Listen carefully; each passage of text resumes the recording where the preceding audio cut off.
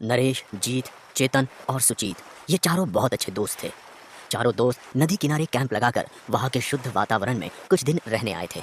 एक रात चारों जन कैंप फायर जलाकर उसके इर्द गिर्द बैठे हुए थे। बगल में ही टेंट लगा हुआ था। चारों बहुत खुश थे। चल भाई चेतन, अपना गाना शुरू कर और सारा माहौल रंगीन कर दे। अभी शुरू कर देता हूँ। अरे रुको चेतन, आज गाना बजाना नहीं, कुछ और करते हैं। जैसे कि क्या? रात का समय है और यहाँ आसपास हमारे सिवा कोई नहीं है। हाँ, तो तो क्यों ना हॉरर कहानियाँ हो जाए। हमारे हर एक के जीवन में ऐसी घटना तो घटती ही है जिससे हमें डर लगा हो, या फिर एक ऐसा डरावना हादसा जिसे हमने आज तक किसी को बताया नहीं। बात में तो तेरे दम है, तो तय रहा। आज रात का माहौल रंगीन नहीं, डरावना करते हैं। ठीक है भाई, ठीक है। तो बताओ, पहले शुरू कौन करेगा? अब जिसने आइडिया दी है वही शुरू करेगा। नरेश बड़ी, शुरू कर अपना किस्सा। चलो भाई ठीक है, तो मैं ही शुरू कर देता हूँ। नरेश एक कहानी सुनाने लगा। बाकी सब ध्यान से उसे सुनने लगे। दोस्तों, आज मैं जो हादसा तुम्हें बताने जा रहा हूँ वो मैंने आज तक किसी को नहीं बताया, यहाँ तक कि मेरे घर वालों को भी नहीं। और तुम तीनों भी इस हादसे के बारे में किसी को कुछ नहीं बताओगे। वादा करते हो? हाँ हाँ, हम वादा करते हैं। हाँ हाँ, हम वादा करते हैं। हाँ हाँ हाँ हाँ।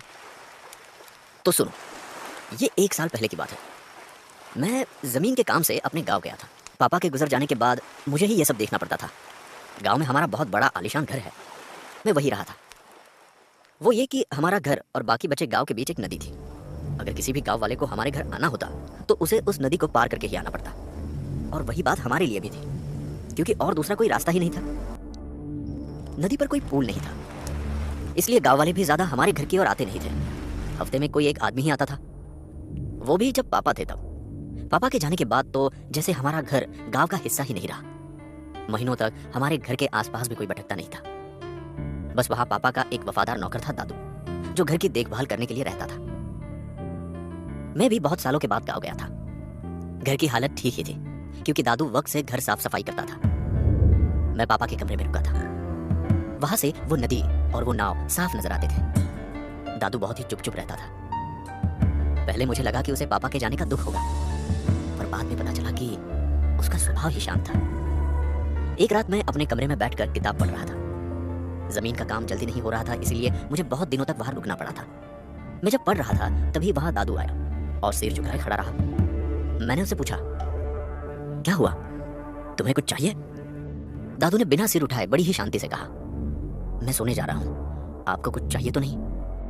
नहीं, मुझे कुछ नहीं चाहिए, तुम सो जाओ। मैंने उसे ऐसा कह दिया। मेरा इतना कहते ही वो बिना कुछ कहे सिर झुकाए वहां से चला गया। कभी कभी पता नहीं क्यों मुझे उसके इस स्वभाव से बड़ी ही चिढ़ आती थी। एक अपमान सा लगता था, पर मैंने उसकी तरफ ध्यान न देकर फिर से किताब पढ़ना शुरू कर दिया। अचानक मेरी नजर खिड़की के बाहर नदी के पास गई, और जो मैंने देखा उसे देखकर मुझे बहुत ही अजीब लगा। क्या देखा तुमने? भूत? नहीं, वहां नदी में कोई आदमी नाव में बैठकर हमारी तरफ आ रहा था। तो इसमें अजीब क्या है? कोई तुमसे मिलने आया होगा, सिंपल।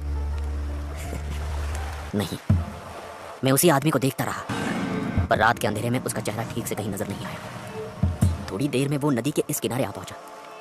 मैं दरवाजे के खटखटाने का इंतजार कर रहा। बहुत देर हो गई, पर किसी ने भी दरवाजा नहीं खटखटाया। मैंने सोचा कि ये शायद मेरा वहम है, और मैं किताब बंद करके सो गया। पर मैं गलत था, क्योंकि अगली रात को भी मैंने उसी आदमी को नदी में नाव के साथ देखा। पर तुम्हें कैसे पता चला कि वो वही आदमी है जो कल तुम्हें दिखा था? उसके कपड़ों से। उसने ऊपर बनियान और नीचे एक पैंट पहनी हुई थी। मैंने झट से उसे पहचान लिया। अच्छा भाई नरेश, फिर आगे क्या हुआ? उसका चेहरा देखा तुमने? नहीं यार, अंधेरे की वजह से देख नहीं पाया, पर उस रात को वो नाव नदी के बीचों बीच रुकी हुई थी और वो आदमी नाव में शांत खड़ा था। पल भर के लिए मुझे ऐसा लगा कि वो मेरी ही तरफ देख रहा है। मैं तुरंत अपने कमरे से भागा और दरवाजा खोलकर नदी की तरफ जाने लगा। मैं जब दरवाजे से बाहर जा रहा था तब दादू वही खड़ा था, और उसने मेरे अचानक भागने के बारे में कुछ भी नहीं पूछा। भागते भागते मैं नदी के किनारे पर आ पहुंचा, और मैंने नदी में देखा तो मुझे मेरी आंखों पर विश्वास ही नहीं हुआ। क्यों? क्या हुआ? कौन था वो आदमी? वहां नदी में कोई भी नहीं था और वो नाव भी इस किनारे से बंधी हुई शांत खड़ी थी। पानी की सतह भी बिल्कुल शांत थी। मैंने सोचा, ये कैसे हो सकता है? कोई भी इंसान इतने कम समय में नदी के बीच से नाव में बाहर नहीं आ सकता, क्योंकि नदी का आकार काफी मोटा था और अगर आ भी जाए तो ऐसे गायब नहीं हो सकता। मैं परेशान होकर घर में आ गया। मुझे थोड़ा डर लगा और उसकी वजह से थोड़ा गुस्सा भी आ रहा था। घर के अंदर आते ही देखा कि दादू अब भी वही खड़ा था। जैसे ही मैं आया, उसने अपना सिर झुकाया। मैं गुस्से से उसकी तरफ गया और कहा, देखो, ये मुझे देखकर बार बार सिर झुकाने की जरूरत नहीं है। तुम उम्र में बड़े हो, समझे? तो दादू ने अपने शांत स्वर में कहा, ठीक है मालिक, और वहां से जाने लगा। मैंने उसे रोका और उस आदमी के बारे में पूछना शुरू कर दिया। दादू रुको, मुझे बताओ, क्या कल रात को कोई मुझसे मिलने आया था मेरे सो जाने के बाद? नहीं मालिक, पूरी रात भर कोई नहीं आया, दादू ने जवाब दिया। और अभी जब मैं बाहर भाग कर गया था तब यहाँ कोई आया था? बनियान और पैंट पहना हुआ कोई आया था कि नहीं? मुझे जवाब दो। नहीं मालिक, आपके जाने के बाद से मैं यही खड़ा हूँ, कोई आदमी नहीं आया। दादू का वो जवाब सुनकर मुझे और गुस्सा आने लगा और मैंने गुस्से में उसे डांटना शुरू कर दिया। ऐसे कैसे हो सकता है? मैंने कल भी उस आदमी को देखा और आज भी वो आदमी नदी से गायब हो गया है। मैंने किसी को नहीं देखा मालिक। तो तुम कहना चाहते हो कि मैं पागल हूँ? सब समझता हूँ, मैं सब समझता हूँ। ये शायद तुम्हारी कोई साजिश है। मुझे पागल बनाकर ये घर हथियाना चाहते हो। मैं ऐसा होने नहीं दूंगा, समझ लो। मैं उस पर बहुत चिल्लाया और कमरे में जाकर सो गया। अगली सुबह मैं जल्दी ही गांव में जमीन के काम से निकल गया था। दिन भर कचेरियों में धक्के खाने के बाद शाम तक मेरा काम पूरा हो गया। मुझे घर आते आते रात हो गई। दादू ने खाना तैयार कर रखा था और वो खुद घर के पीछे लकड़ियां तोड़ रहा था। उस दिन मैं बहुत थक गया था, इसलिए खाना खाने के बाद मेरे पापा ने अपने लिए लाई हुई शराब मैंने निकाली और उसे पीना शुरू कर दिया। उस रात को बहुत गर्मी हो रही थी और ऊपर से दादू बहुत जोर से लकड़ियां तोड़ रहा था। उसकी आवाज मेरे कानों को तकलीफ दे रही थी। गर्मी की वजह से मैंने शर्ट उतारी और एक बोतल शराब खत्म कर दी। तोड़ने की आवाज अब भी आ रही थी। मैं गुस्से में नीचे जाने के लिए उठा, पर अचानक मेरी नजर खिड़की के बाहर नदी पर पड़ी। नदी में वही आदमी था। इस बार मैंने देखा कि वो नाव में नदी के बीच में रुका हुआ था और अचानक उसने नाव में से एक बैग निकाला और नदी में फेंक दिया। सबसे डरावनी बात यह थी कि पानी की जरा सी भी आवाज नहीं आई। इस बार भी मैं दौड़कर नीचे जाने लगा, पर शराब मुझ पर बहुत हावी थी। मैं नशे में था। मैं दौड़ता हुआ दादू के पास गया। जैसे ही मैं वहां पहुंचा, अचानक किसी परछाई ने मुझे धक्का दिया और भागकर दरवाजे की तरफ जाने लगी।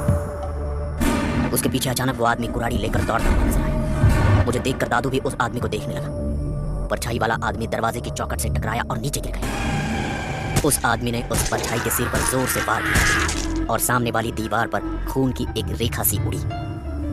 दादू और मैं उस दिन खून को देखते ही रह गए, पर अचानक वो दोनों वहां से गायब हो गए। मैं गुस्से और नशे में दादू की ओर बढ़ा और कहा, देखा, मैंने कहा था ना, कोई आदमी है जो मुझे दिखा था। अब तो यकीन हुआ ना। देखो, हमारे सामने एक आदमी ने किसी का खून कर दिया है। वो दादू सिर्फ डरी हुई निगाहों से मेरी तरफ देख रहा था। मैं अपना आपा खो चुका था। मैं दादू पर टूट पड़ा। मैंने पास में पड़ी हुई कुराड़ी उठाई और उसे मारने के लिए हाथ उठाया। मुझे ऐसे आता देख दादू भागने लगा। भागते भागते वो दरवाजे के बाहर जाने लगा, पर चौखट से टकराकर नीचे गिर गया। मैं भागता हुआ गया और गुस्से से जोर से उसके सिर पर वार किया।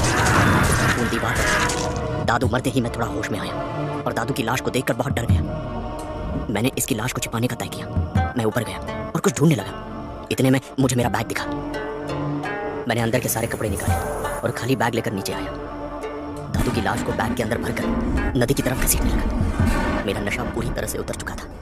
मैंने बैग को नाव में रखा और नाव को नदी के बीचों बीच में ले गया। मैं शांति से खड़ा रहकर पानी की तरफ देखता रहा। तभी अचानक मुझे याद आया कि यह नजारा मैंने पहले भी देखा हुआ है।